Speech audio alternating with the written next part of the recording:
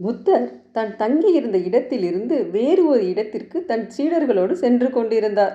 ஒவ்வொரு முறையும் அவர்கள் செல்லும்போது ஒரு ஏரியை கடந்து செல்ல வேண்டும். புத்தர் ஏரியை கடந்து சென்றதும் தனது சீடர்களில் ஒருவரை பார்த்து, எனக்கு மிகவும் தாகமாக இருக்கிறது, இந்த ஏரியிலிருந்து கொஞ்சம் தண்ணீர் எடுத்துட்டு வா என்று கூறினார். ஏரியில் தண்ணீர் எடுக்கச் சென்றபோது இரு பெண்கள் அங்கு துணிகளை துவைத்து கொண்டிருந்தனர். பிறகு ஒரு மாட்டு வண்டியும் அந்த ஏரியை கடந்து சென்றது.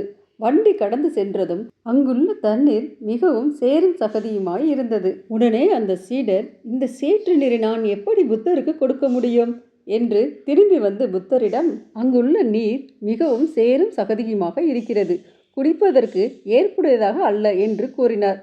அதற்கு புத்தர், சரி, நாம் அனைவரும் சிறிது நேரம் இந்த மரத்தின் நிழலில் ஓய்வெடுத்து கொள்ளலாம் என்று கூறினார். சிறிது நேர ஓய்வுக்கு பின் மீண்டும் அந்த சீடரை அழைத்த புத்தர் ஏரிக்கு சென்று நீர் எடுத்து வருமாறு கூறினார். குருவின் சொல்லுக்கு அடிபணிந்து மீண்டும் அந்த ஏரிக்கு சென்றார் அந்த சீடர். ஏரியில் சென்று பார்த்தபோது தண்ணீர் மிகவும் தெளிவாக இருந்தது. சேரும் சகதியும் நீருக்குள் அடியில் சென்று மேலே தெளிந்த நீரை கண்ட சீடர் ஒரு சிறு கோப்பையில் புத்தருக்கு நீரை எடுத்துக்கொண்டு சென்றார். அங்கு புத்தரிடம் கொடுத்தார். தண்ணீரை பெற்றுக்கொண்ட புத்தர் சீடர்களை பார்த்து கூறினார், சேரும் சகதிக்குமாய் இருந்த தண்ணீர் தற்பொழுது தெளிவாக உள்ளது. நீரில் இருந்த சேர் எல்லாம் தானாகவே அடியில் சென்று மேலே தெளிந்த நீர் கிடைக்கிறது என்று கூறினார்.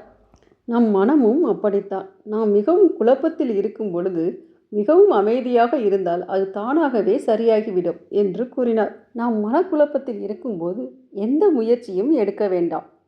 அமைதியும் தெளிவான சிந்தனையும் இருந்தால் நிச்சயம் வெற்றி பெறுவோம் என்று கூறினார்.